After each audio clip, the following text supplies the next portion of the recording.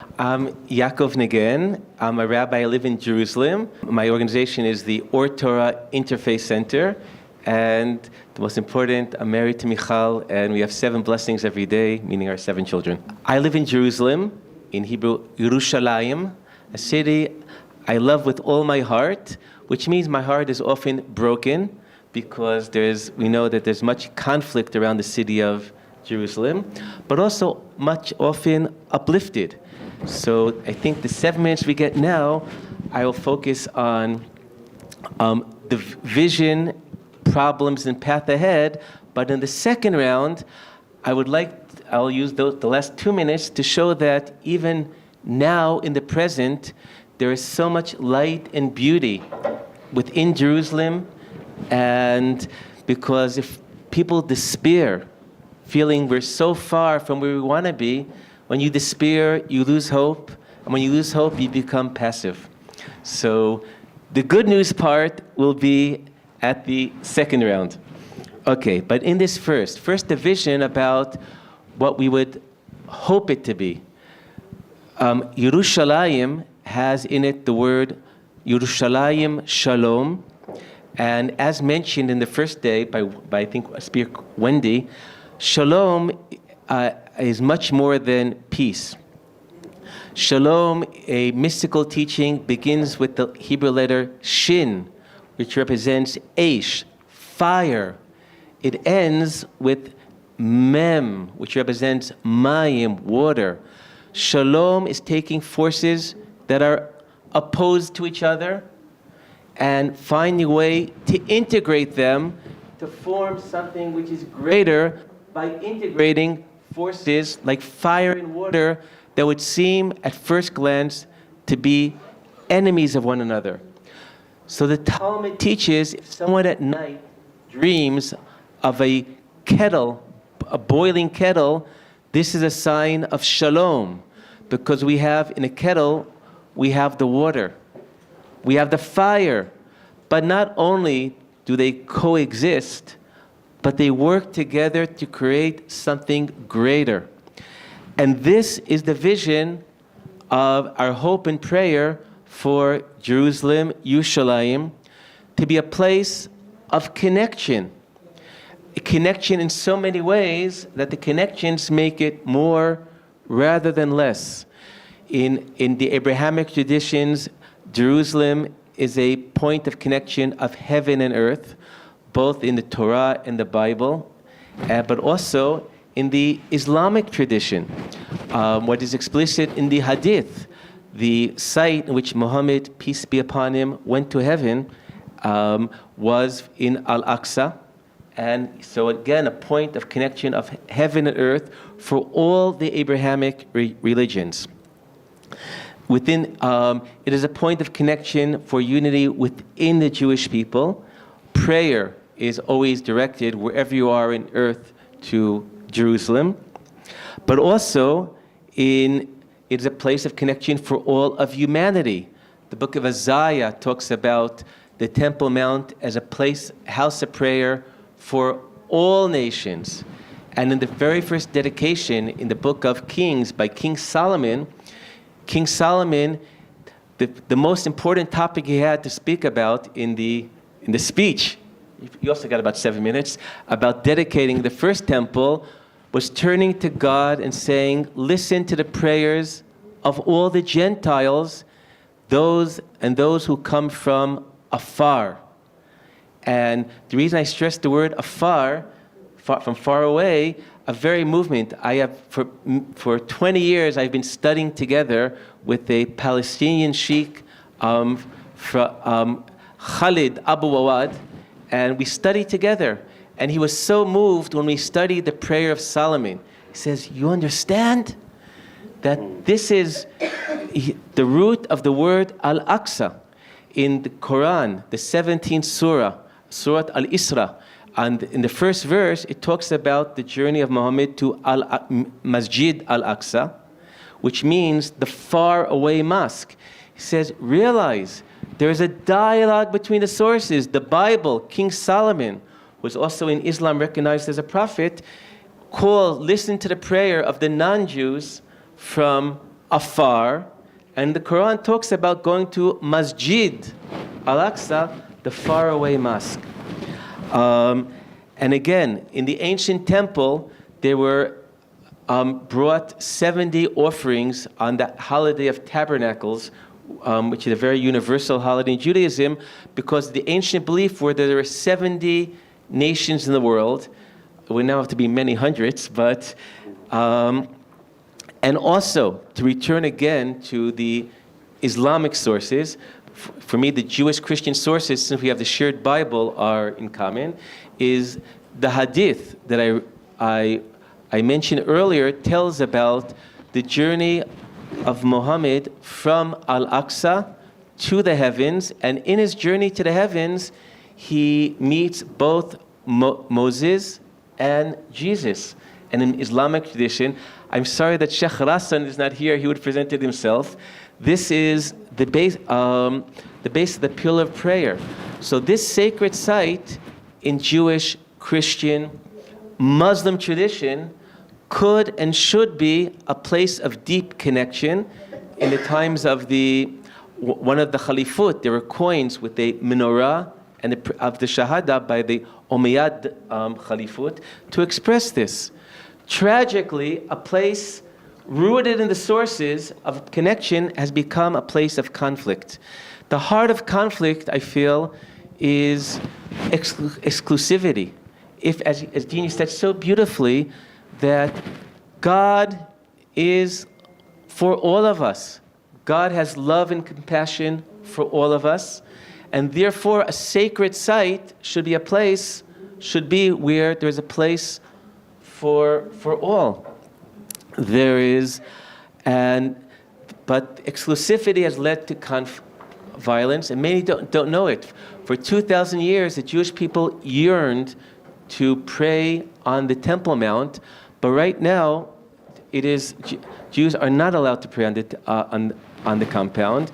If we are allowed to go up, but there will be a policeman first to check you to ensure that you have not brought a prayer book or any religious item, because actions of Jewish religiosity have led to very deadly terror attacks, some of them very personal. My dear friend, Rabbi Leo D., his lovely wife Lucy, and his two daughters, one of them was a student at the time of my daughter in high school. They were killed in a terrorist attack because of a provocation of some act of Jewish worship. So the issues are very complicated. A place of connection has become a conflict and violence. But I would like to talk about practical paths forward that have been raised by, and do I have any time left? Give another 2 minutes. 2 minutes. So let me begin by quoting King Hussein of Jordan, who was a true leader of peace, who was sorely missed in the Middle East. He had a proposal: let the sacred site of Al-Aqsa, Har Bayit, be not this sovereignty or that sovereignty. Let it be under the sovereignty of God, of no nation claiming ownership of. This would be something that to realize it's not, in spirituality, it's not a zero-sum game, mine or yours. So this is the vision of King Hussein of blessed memory, and I've written a suggestion that I've tried to promote. I spoke to people both on different sides of the Waqf in charge, and about thinking about what is the true needs and of all people connected, to find again something, even a preferable status quo that could be good for all. I said, if I think about on a Muslim as opposed to Jewish perspective, for a change that could give each something that they deeply would yearn for. So what I wrote in an article, I presented it also in some national forums, for Muslims, I can understand that currently being a conflict, that the fact that it's necessary to have security, but having national symbols on uniforms of security could be something which I can understand why in the times of conflict, having a national symbol could be something which could deter. So perhaps a suggestion.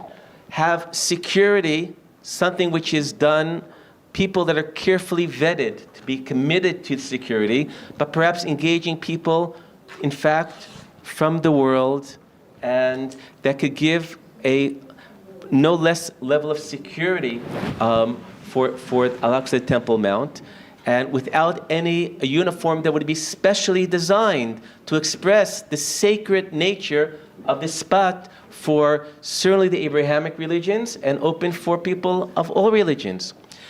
But together with that, to accept that Jews would have freedom to pray on our most sacred site without in a reality that will accept that this cannot be seen as a provocation to lead to murder and terror. This could be an example of a win-win of, even before getting to King Hussein's very noble idea, which could bring blessings, and this is not a win-win of conceding to the other side, but enhancing the sanctity, and with this I will end, of a holy place that feels that is above and beyond any right-wrong conflict, and hopefully the vision that each feel the place is holier and more sacred when we see the others together worshiping our beloved God. Thank you so much. My name is Jane Mufamadi. I work for the Freedom Park. My question is directed to the Rabbi. I listened to you and the collaboration yesterday, which for me was, I think, the best, most impactful way to bring unity and solidarity. And the presentation that you made here also. Firstly, the similarities and the symbolism, because also from the African perspective, the 4 elements of water, fire, earth, and air, and the water, fire that you spoke about. But your scenario of Jerusalem as a common place for God and for prayer, I do believe what you're proposing would be the best solution. And I just wanted to find out, where do you think the challenge is in terms of pushing that proposal through, even by the king? Because by so doing, when people look at the place as a common place of convergence, irrespective of where they come from, maybe politically and so forth, they become the protectors of the space, and that unifies and solidifies the process.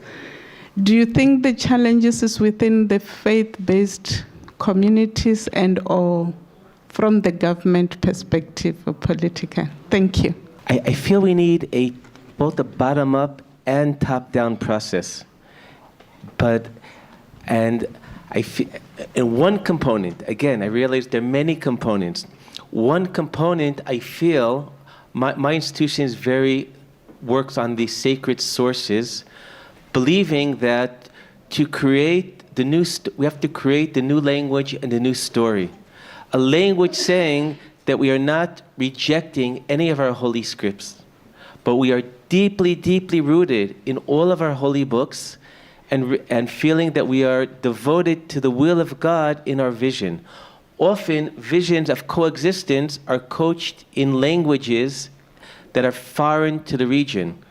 But to say that we, as I began yesterday, I began from the Bible, B'Shem Ha'el Rachum V'Chanun, and then the opening verse of every surah in the Quran, Bismillah ar-Rahman ar-Rahim, to say that we are authentic. We are not outside coming to say, solve your problems, live together, but to speak with authenticity from our deep, deep roots.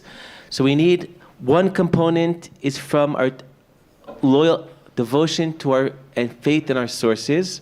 We need the people, but ultimately we need the leadership. We need leaders such as King Hussein of blessed memory, and Cornell mentioned another great hero, in my opinion, is King Mohammed VI of Morocco, his statements about Jerusalem and other issues have been very heartwarming. So we need many, and to empower the leaders need a support from their people, a language, a way of thinking, and ultimately people to realize, again, as I said, it's not a zero-sum game. It is, and ultimately we feel for the will of God and blessings for all are one. So this is a truth that we must spread to the world. Good day. So my question to the Rabbi is, I don't think that was an accurate representation of what's happening on the ground. I visited Palestine in 2019, if I'm not mistaken. And from entering the airport, it was a very antagonizing process of being questioned for many hours before we could even enter the city. And once we were able to enter into the Holy Mosque during the month of Ramadan, during the holiest month of the year, you have guards there searching you, closing the doors at all hours, making it very difficult for one to actually pray in the holy sites. And also, just basic facilities for the maintenance and upkeep of the site. We all know the challenges that the Muslims are facing within Palestine to even upkeep Masjid al-Aqsa. If you go to the toilets of Masjid al-Aqsa, I don't think anyone will be comfortable using those facilities. Why? Because until now, the Israeli government are not giving them the ability to upgrade those facilities. The just basic cleaning facilities that were used in the mosque, until now they can't upgrade the machines. Why? Because they're unable to bring in new equipment. So these are all realities on the ground, and we experienced it during the month of Ramadan if I'm not mistaken, just prior to COVID-19. So it would have been about 2018 when we visited. During the month of Ramadan, there was some Israeli National Day or something, and there was an entire group of people that entered the mosque, protected by the securities. And they came and they abused people, they threw tear gas at the people that were staying in the mosque for the last 10 days of the month of Ramadan. They threw tear gas into the mosque, and they were abusing the people and the worshippers that were in there in the holy sites. Another example is Masjid Khalil, that when we know what's happening in Masjid Khalil currently, where there was a massacre, where many Muslims, our brothers and sisters, were massacred. And after the massacre, during the morning prayers, after that, the Israeli authorities took ownership of the mosque. They then gave the Muslims a small portion of the mosque, taking control of a large majority of the mosque.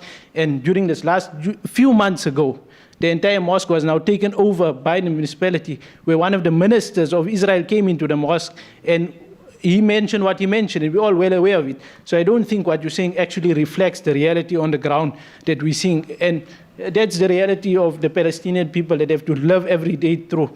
And this is to do, and that's why we're so passionate about it, because it's about sites that we value very dearly, and what's being done to the people that are trying to protect those sites. First of all, thank you for those comments. I think part of the tragic situation of conflict and fear is and certainly condemning that horrific act of terror against prayer in Misgad al-Khalil.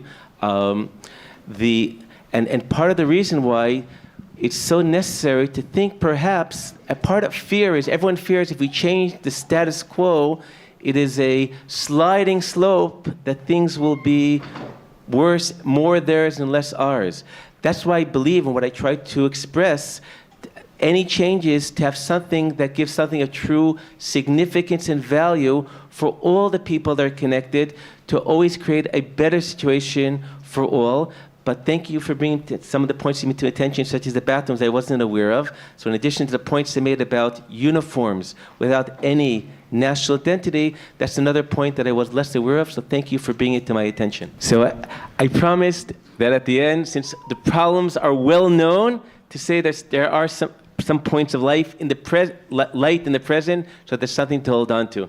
So first, since the story of this picture, there was a yearly event in which Jews, Muslims, Christians, Israelis, and Palestinians would form an enormous human wall to give a massive hug to the walls of the old city of Jerusalem, to say, we want this place to unite us and not divide us. And somebody took this picture, this with my fatherly figure, Hajj Ibrahim Al-Hawa, a family that's lived on the Mount of Olives for 800 years. And somehow Google picked it for Picture of the Year in the category of searching to make sense. And even walking the streets, the fact that which is throughout Israel, not only Hebrew, but Arabic and English are also national languages. All street signs are in 3 languages, and I always are moved because I feel we have the language of the Bible, Hebrew, the language of the Quran, Arabic, and the language of the King James Bible, English. And another little-known fact is, I believe Israel is the only non-Muslim country in the world that has not only government supported, but with legal validity for Sharia courts. A close friend of mine is the manager of the Sharia courts of Israel, Qadi, which means judge, Yad Zachalka, and it's so moving when he talks about his pride that his courts are the one courts in the world that still follow the directives of the Ottoman Empire, of the Caliphate, feeling that the vestige of the ancient protocol of the Caliphate is still alive in his Sharia courts. And finally, and with this I will end, I feel in general temples are, it's not about the buildings, it's mostly about the spirit. I mentioned before that 3 years ago I had a major brain hemorrhage, and I found myself, I was still in the hospital on the 9th of Av, the day which the Jewish people remember and mourn the destruction of the ancient temple. And I said, wait a second, I'm here in Jerusalem, and what was the temple? A place to bring blessing and life in the life, and I'm in a hospital. This is bringing life. But most of all, a house of prayer for all people, and very moving in the hospitals, whether all of the staff, the doctors and nurses who took such loving care of me were Jews, Muslims, Christians, and in the hallways we have Jews, Muslim, Christians, all praying, both for their beloved ones, but also for the others. I truly felt on that day in a sacred spot, a deeply spiritual temple. Bless you all.